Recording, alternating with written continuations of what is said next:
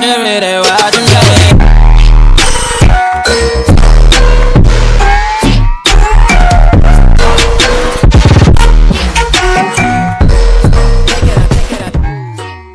warahmatullahi wabarakatuh. Selamat datang di channel Berbagi Peran. Perkenalkan, nama saya Ilham Tian Pratama, rumah di Kira Condong. Umur saya untuk tahun sekarang 24 tahun. Saya bergerak di bidang sosial, tentunya di Karangtaruna Kota Bandung, dan juga bergerak di Bandung Ambulan Transport. Nama saya Rudi Agus Gunawan, tapi di dunia ambulan sering disebut-sebut Bahdi. Bahdi itu Abah Rudi. Untuk berkecimpung di bidang sosial, saya berkecimpung di Karang Taruna di sekitar 2013-2014. Saya masuk di Karang Taruna Kelurahan, tentunya di Kelurahan Babakan Sari, dan seiringnya berjalan waktu, sekitar tahun 2017, saya mulai aktif memantapkan diri aktif di Karang Taruna di bidang sosial. Kebetulan kita juga advokasi pasien juga di wilayah Babakan Sari. Nah, dan kebetulan waktu itu ada salah satu rekan saya yang megang salah satu ambulan Karang Taruna Kota Bandung, yaitu Mang Udud. Selamat malam, saya Semi Nathanael dari Bandung Ambulan Transport dengan regis 00221. Saya di sini sebagai driver di Bandung Ambulan Transport. Assalamualaikum, selamat malam, shalom. Perkenalkan, nama saya Ferry Jordan. Saya dengan register 00721, jabatan di BAT sebagai driver. Waktu itu kita minta bantuan untuk penjemputan dan pengantaran pasien gitu ya, yang kita advokasi di wilayah Babakan Sari menuju rumah sakit ke Mang Udud. Nah, dan seiring berjalannya waktu, kebetulan waktu itu Mang Udud sedang sakit ya, menuju enak badan gitu. Jadi waktu itu meminta untuk saya yang bawa ambulannya gitu. Dengan berjalan terus-terusan kita advokasi beberapa pasien. Nah, dan akhirnya Mang Udud menawarkan gitu, ada Mang Udud, Mang Ijal, dan Om Tibob juga menawarkan udah aja gitu, gabung aja di tim Satkesos untuk penanganan kesejahteraan sosial. Dan kebetulan Mang Udud juga dipercayain buat bawa ambulans gitu, karena memang Mang Udud juga waktu itu lagi sibuk-sibuknya di Basnas ya, Basnas Tanggap Darurat Jawa Barat. Dan alhamdulillah untuk saya pegang ambulan dari 2017 sampai sekarang, berarti udah hampir 6 tahunan. Ya, 6 tahunan saya aktif di bidang sosial, tentunya sebagai driver ambulan. Bandung Ambulan Transport sebenarnya bukan komunitas atau bukan organisasi. Jadi Bandung Ambulan Transport itu murni usaha saya gitu. Murni usaha saya, tapi lebih cenderung ke kemanusiaan terlebih dahulu. Awal ceritanya, pertama saya dipercaya oleh DKM, ambulan DKM yang ada di komplek rumah saya untuk mengurus, menjalankan memanajemen ambulan tersebut. Disitulah amanah oleh jamaah bahwa tolong jangan ditarifkan. Jadi amanahnya adalah membantu sesuai dengan kemampuan ya, infak. Nah, setelah saya lakukan itu, kok ada rasa seneng gitu.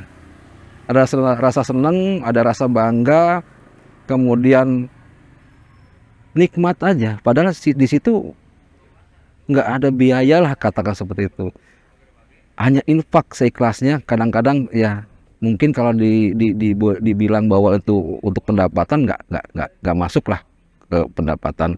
Disitulah saya tergerak hati, kemudian saya ingin buat sendiri ambulan pribadi saya sendiri, buat mobil ambulan. Kemudian tim semua berasal dari relawan, di mana mereka tentunya tidak berpikir kepada harta, mereka berpikir kepada kemanusiaan itu lebih dahulu.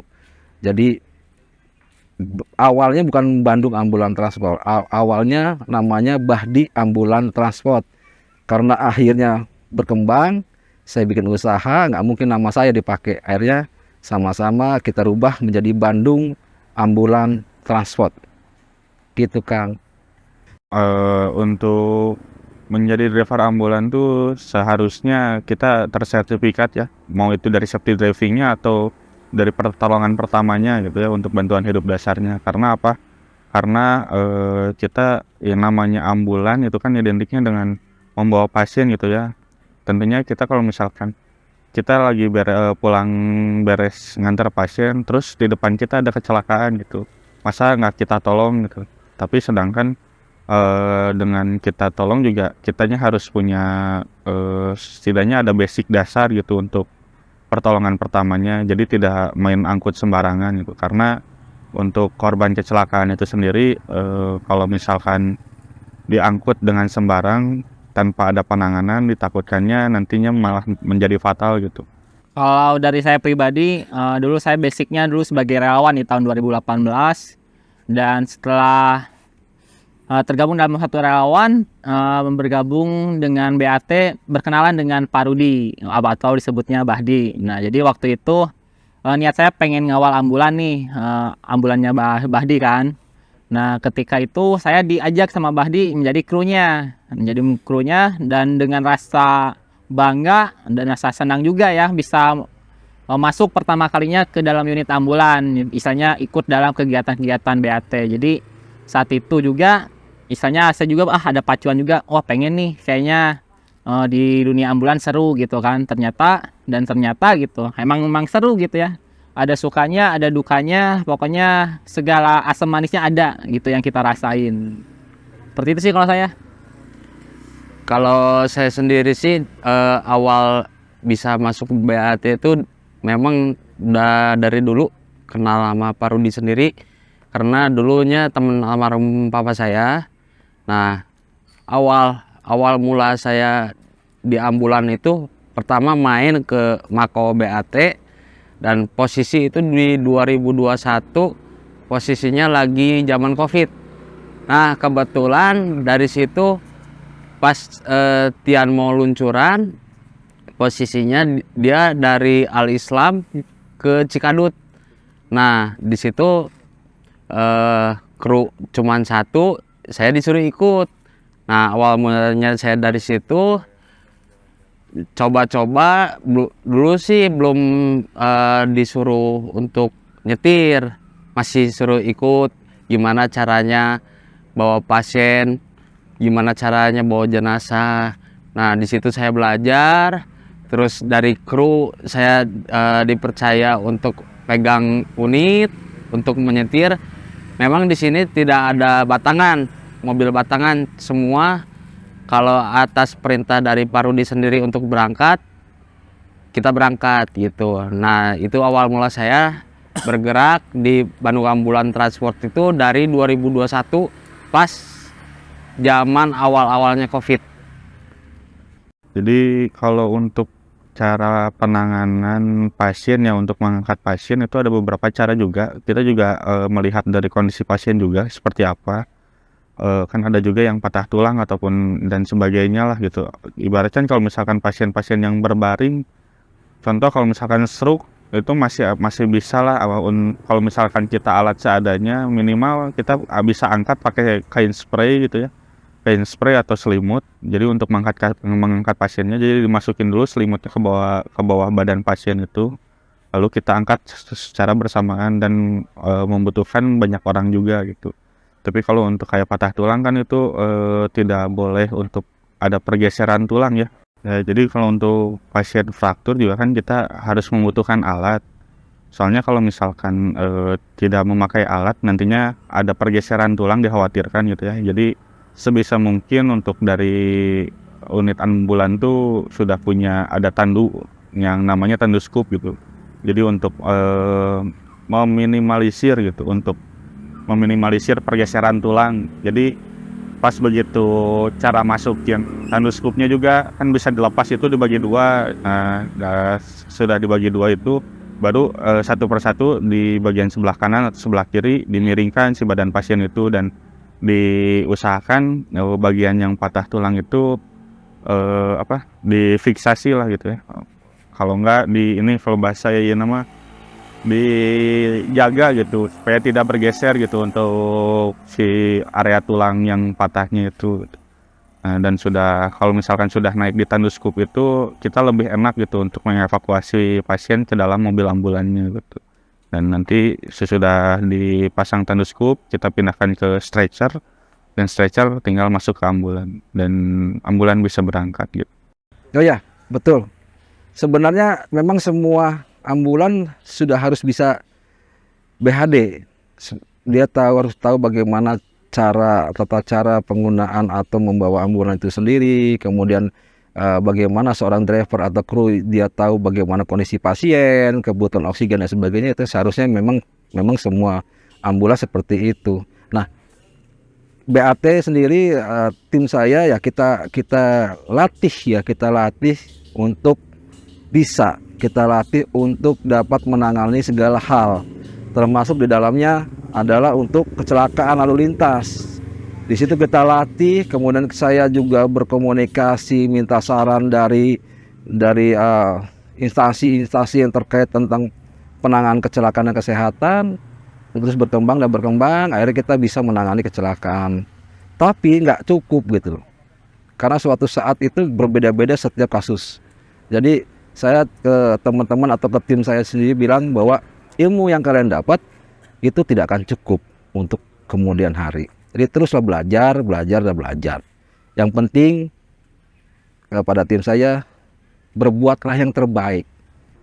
Untuk part yang harus ada itu yang tentunya yang salah satunya kursi pendamping pasien, terus ada juga kasur yang dinamakan stretcher ya, stretcher ambulan, terus ada tandus scoop juga, terus ada tabung oksigen gitu. Dan ada tas P3K kalaupun bisa gitu ya disimpan untuk tas P3K, soalnya dikhawatirkan bila mana di jalan ada apa-apa kita bisa pertolongan pertama dulu gitu. Nah, kalau untuk part luarnya kita biasa pakai light bar ya, atau biasa orang-orang yang tahunya strobo gitu ya. Kalau di ambulan ada light bar, terus ada toa juga gitu, toa dan modulnya. Karena buat apa? Buat penanda gitu. Dan itu pun kayak light bar juga kan ada beberapa tipe, ada yang warna merah, ada yang warna kuning dan warna biru dan sebagainya gitu. Kalaupun misalkan untuk light bar di ambulan sendiri itu kita untuk kendaraan emergensi di warna merah, karena peruntukan untuk kendaraan emergensi. Kalau warna-warna lain memang ada di undang-undang juga sudah dijelaskan untuk peraturan warna-warna rambu-rambu kayak kendaraan emergensi.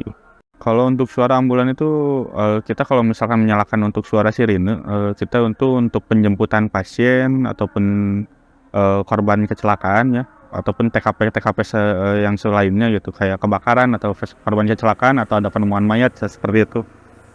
Dan kita juga kalau misalkan lagi pengantaran pasien atau pengantaran jenazah juga pasti kita nyalakan gitu. Tapi lebih ke kondisional melihat situasi jalan. Jadi kalau misalkan jalanan sepi pasti kita matiin gitu. Tapi kalau misalkan memang jalanan rada udah lumayan agak padat, pasti kita nyalain kalaupun misalkan memang kita lagi bertugas gitu. Kalau porsi lingkup sukanya itu ya kita istilahnya kenal dengan orang baru, yang dimana orang baru tersebut yang kita bantu itu istilahnya kayak dengan kita hadir membantu mereka, istilahnya mereka juga menganggap kita sebagai saudaranya lagi gitu ya, karena kita juga ada istilahnya apa ya, lebih menekankan ke dalam solidaritas ataupun rasa persaudaraan gitu. Meskipun kita nggak tahu nih orangnya siapa, rasnya apa, agamanya apa. Jadi disitulah awal kita berkecimpung dengan orang yang baru, tapi orang baru ini menganggap kita tuh seperti saudaranya sendiri gitu. Ketika kita bantu, tetaunya berkelanjutan ke depannya, istilahnya dari WA, chat gitu kan, assalamualaikum Pak, apa kabar, sehat? Ya istilahnya itu jadi suka kita juga ya, suka istilahnya dalam artian nih kita dapat saudara baru meskipun kita nggak kenal awal mulanya silsilahnya seperti apa, tapi mereka tuh menganggap kita itu seperti saudaranya sendiri gitu ya. Walaupun dalam konteksnya itu kita hanya proses membantu evakuasi pasien saat dari rumah, saat dalam perjalanan hingga sampai ke rumah sakit. Kalau dukanya sih duka kita saat pengantaran pasien itu ketika kita melakukan suatu penugasan, dan dalam penugasan itu terjadi misalnya pasiennya penurunan kesadaran ataupun pasien yang meninggal dunia di jalan, istilahnya itu yang menjadi rasa duka kita yang mendalam ya, karena kita juga kadang suka berpikiran, wah kita telah gagal nih istilahnya menolong ataupun membantu pasien yang harusnya kita antarkan dengan cepat di rumah sakit, tetapi pasien tersebut ketika nyampe di rumah sakit pasiennya sudah tidak ada, istilahnya meninggal dunia di perjalanan. Itulah yang istilahnya dikatakan duka yang sangat mendalam. Kita juga dengan melihat dari keluarga, tangisan, dari pembicaraan itu juga sangat kita anggap kesedihan. Jadi kesedihan yang keluarga rasakan kita juga merasakan sedih gitu. Tidak ada yang istilahnya pasiennya meninggal, keluarganya sedih, kita malah tertawa, nggak ada rasa seperti itu. Jadi ketika misalnya hal yang paling duka ya ketika kita gagal dalam melaksanakan tugas ataupun dalam evakuasi pengantaran pasien tersebut dari titik A ke titik B, ya itulah dukanya. Nah kalau sukanya ya dengan garis lingkup garis bawahi, kalau misalnya sukanya ya kita dapat keluarga baru nih, meskipun keluarga itu bukan keluarga dekat kita sendiri awalnya gitu ya, seperti itulah. Ya kalau bisa sih saya minta sebagai driver ambulan juga kalau misalkan mendengar suara sirine ataupun ya suara-suara kendaraan emergensi lah ya, yang maupun itu ambulan atau polisi dan sebagainya, tolong menepi sebentar karena kita nggak tahu gitu kondisi di dalam mobil itu apakah ada pasien atau enggak juga. Kan bisa jadi kita untuk penjemputan ataupun pengantaran pasien gitu, ditakutkannya kalaupun misalkan kita menghalangi, takutnya nanti bisa mencelakai si nyawa pasien di dalam tersebut gitu.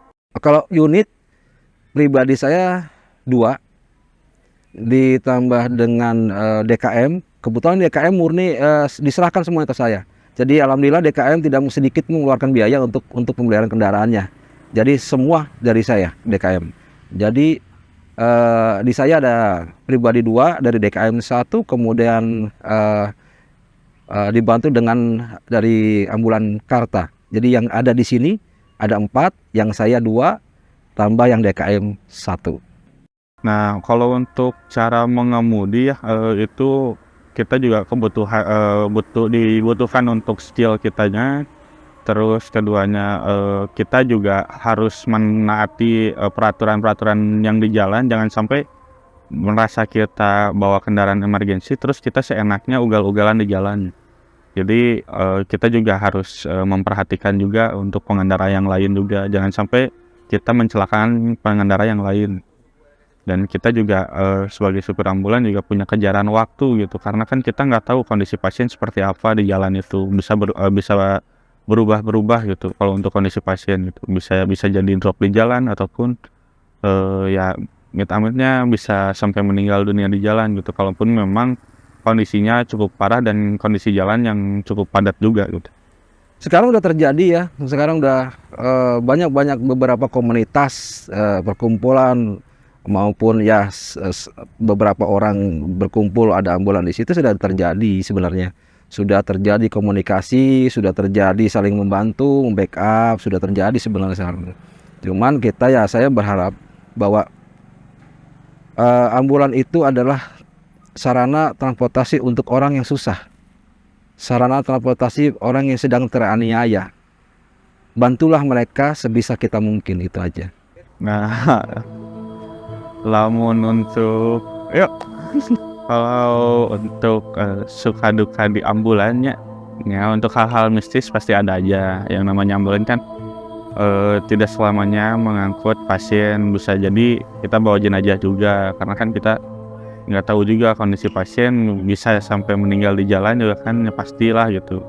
Dan sebenarnya bukan kumanya udah percaya sebenarnya jadi disebut orang tak percaya ayah dah kealaman sarangan gitu kan, disebut percaya nya iyalah bisa pajarkan tahayul atau musyrik kumaha gitu.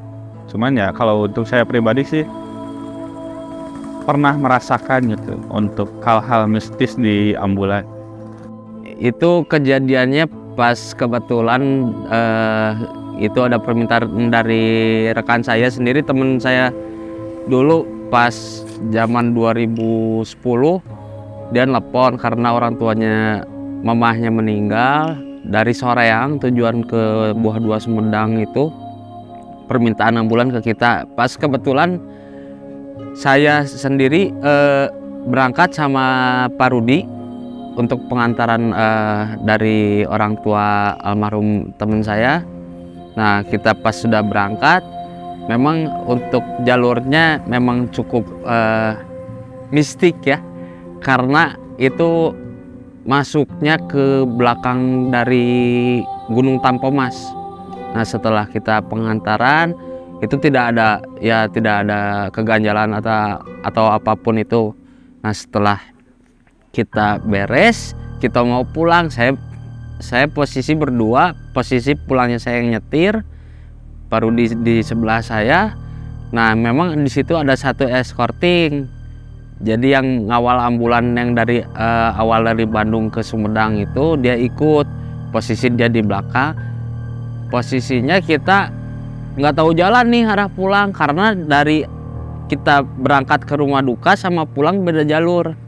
Nah, setelah itu saya posisi itu kiri itu seperti apa ya, kayak hutan, kanannya sebelah kanan jurang. Nah, kita pas pulang itu ngikutin Google Map. Udah gitu pas ada belokan, memang ada belokan yang Google Map-nya mengarah ke belokan tersebut. Dan saya lihat itu kan posisi udah malam tuh, dan saya lihat sendiri di situ tuh tidak bisa dilalui oleh mobil, kendaraan roda 4 tuh nggak bisa, itu hanya pejalan kaki sama kendaraan roda 2 saja. Tiba-tiba saya ngelewatin si belokan tersebut, tiba-tiba si suara GPS-nya makin kencang, padahal tidak, volume HP tuh nggak dibesarin, nggak ada yang ngebesarin volume HP. Tiba-tiba teriak. Pas ngedengar suara teriakan tersebut, saya ngelihat ke Pak Rudi ngelihat ke saya. Nah, di situ saya bingung. Pas udah ngerasa ada yang aneh, saya cepet-cepet berangkat lagi dari situ. Ya, dukanya di situ aja sih. Pertama kali disuruh bawa mobil jenazah, nggak kepikiran, sebelumnya saya belum pernah tuh bawa ambulan, dan tiba-tiba suruh bawa dan merawat mobil ambulan yang khusus jenazah. Itu pertama kali saya bawa, ya rasa takut itu luar biasa. Jadi bawa ambulan itu sampai jendela tuh dibuka semua, nggak mau ditutup, sama saya takut di belakang ada yang noel. Tapi selama perjalanan ya alhamdulillah lah, nggak ada yang noel, cuman ada yang nangis doang di belakang. Jadi itulah awal saya punya ambulan. Pertama dari ambulan DKM, ambulan jenazah, dimana setiap bawa ambulan jenazah pulangnya pasti malam pun sendiri. Itu pertama kali saya stres, bukan main. Tiap ada tempat istirahat berhenti dulu, jadi karena takut aja sebenarnya. Tapi lama-lama ya alhamdulillah tenang dan percaya sama Allah deh, nggak ada apa-apanya insya Allah. Ya, kalau di BAT sendiri sih kita jumlah sekarang tuh ada 12 orang. Rata-rata semuanya relawan, dan ada juga memang basicnya yang dari dia punya pekerjaan tetap, juga ada dari jajaran kepolisian juga ada di kita, dia sebagai driver. Bisa betah di BAT nih, kan akang nggak ada gaji tetap. Kita balik lagi ke basic kita yang relawan ini, karena basic kita tuh lebih seneng ngebantu orang. Pertama, ngebantu orang dalam hal kalau misalkan ada kecelakaan lalu lintas. Nah, di situ kita terpacu dalam adrenalin kita untuk ngebantu orang tuh besar, Kang. Nah, kita sudah ngebantu orang. Nah, dari TKP kecelakaan misalkan kita bantu bawa ke rumah sakit, dan sampai rumah sakit kita hanya ucapan terima kasih, kita tinggal pergi. Nah, di situ kita tidak ada biaya apapun. Nah, di situ kita merasa senangnya kita bisa ngebantu orang. Kalau untuk ditanya kesanggupan ya, saya juga kurang tahu untuk kedepannya kayak gimana gitu. Soalnya kan kalau sekarang mumpung sayanya belum berkeluarga gitu, dan nanti juga kalau misalkan sudah berkeluarga juga, kalaupun misalkan istri mengizinkan ya bisa bisa jadi saya lanjut gitu setelah berkeluarga gitu. Ataupun ya kan kita umur juga nggak ada yang tahu ya untuk kedepannya kayak gimana, dan rezeki juga kita nggak ada yang tahu, jadi sejalannya aja selagi Jadi calon istrinya nah ya, jadi untuk clue-nya calon istrinya yang bisa mengizinkan gitu. Tapi itu mah kalau untuk kedepannya sih kita mengikuti aja gitu, untuk kedepannya seperti apa. Selagi saya bisa membantu untuk masyarakat, ya saya bantu. Ya meskipun kita nggak digaji, ya kita nggak jadi masalah ya, nggak jadi tolak ukur juga, karena kita balik lagi gitu kan, ada suatu pepatah, kita berbuat baik maka akan menimbulkan hasil yang baik juga gitu. Jadi ya pepatah itu yang menjadi pedoman kita dalam kita melaksanakan tugas kegiatan di dalam BAT. Ya meskipun kita banyak dicaci maki ataupun banyak yang mengatakan tidak suka dengan kita, banyak juga pandangan-pandangan, wah anak-anak BAT itu uangnya banyak gitu ya. Terserah mereka mau berbicara apa, yang penting kita melakukan yang terbaik meskipun banyak penilaian, pandangan yang negatif kepada kita, tapi kita buat pandangan itu menjadi yang positif untuk mereka gitu. Kalau harapan saya sebagai pendiri dari Bandung Ambulan Transport kepada seluruh tim yang ada di saya, kita lakukan yang terbaik, jangan ingin menjadi yang terbaik. Belajarlah, terus belajar, komunikasi baik terhadap teman-teman yang lain. Ya, tetap belajar dan belajar. Semangat. Nah kalau untuk media ya, untuk alat komunikasi ya, kita kebetulan kita juga bergerak di web juga untuk pengiklanan untuk di ambulan ini, ada di web juga, terus ada di TikTok juga, Instagram ada, ataupun nomor HP gitu. Tapi kebanyakan sih banyaknya lewat nomor HP karena banyak yang kenal juga gitu. Jadi antar tetangga saling ngasih tahu. Kadang juga ada tetangga pasien yang udah kita dulu pernah evakuasi, tetangganya butuh ambulan, jadi saling ngasih tahu lah untuk saling tetangganya. Dan kalau misalkan untuk luar kota, paling kita ada di Kabupaten Bandung Barat, itu ada sekitar 2 mobil di Kabupaten Bandung Barat ataupun area Cimahi gitu ya. Tapi kalaupun misalkan ada permintaan misalkan dari luar kota, luar mau Cirebon atau luar Jawa gitu ya, Jawa Tengah, Jawa Timur ataupun Kalimantan dan Sulawesi, ya paling kita dilempar ke rekanan kita gitu. Jadi kita melalui channel komunitas gitu, di komunitas ambulan itu sendiri, nanti kita dikomunikasikan ke teman-teman yang ada di luar sana gitu. Untuk warga masyarakat ya, terutama untuk yang di jalan untuk sedang berkendara, kalau misalkan ada terdengar suara emergensi ya, maksudnya mau ambulan ataupun apa, tolong menepi sebentar gitu. Nggak akan semenit kok, cuman ya hanya beberapa detik untuk kita untuk menepi. Kita menepi sebentar untuk menyelamatkan salah satu nyawa gitu. Dan kita juga kan nggak tahu di dalam ambulan itu apakah keluarga kita atau rekan kita yang ada di ambulan. Jadi kalaupun bisa menepi sebentar untuk menyelamatkan satu nyawa. Dan kalau untuk yang membutuhkan ambulan bisa DM PIG kami di Bandung Ambulan Transport atau di TikTok Bandung Ambulan Transport Official, ataupun misalkan mau kontak-kontak lewat WA juga boleh, nanti ada di sini. Kalau untuk di situasi kendaraan macet, kepanikan kita ada ya, karena kita juga ngelihat dari kondisi pasien juga gitu. Jadi nggak seolah-olah kita bawa ambulan udah aja nggak memikirkan yang kita bawa gitu. Jadi kita juga pasti ada rasa was-was gitu ya, dikhawatirkan ada pasien ngedrop di jalan gitu. Itu hal-hal yang sering terjadi untuk di lapangan gitu.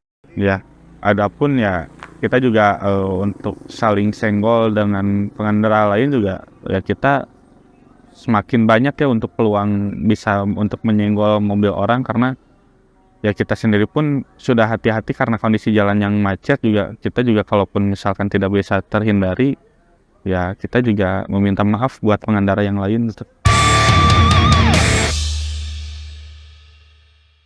Buat teman-teman, buat tim, ingat lakukanlah yang terbaik, bukan ingin menjadi yang terbaik. Karena kalau ingin menjadi yang terbaik, pasti diikuti rasa sombong. Kalau ingin melakukan yang terbaik, itu dari hati sendiri. Semangat untuk tim BAT dan lainnya. Salam tangguh. Salam kemanusiaan. Sekian cerita dari saya Ilham Tian Pratama dari Karangtengah Kota Bandung dan Bandung Ambulan Transport. Salam sehat, salam tangguh, dan salam kesejahteraan sosial.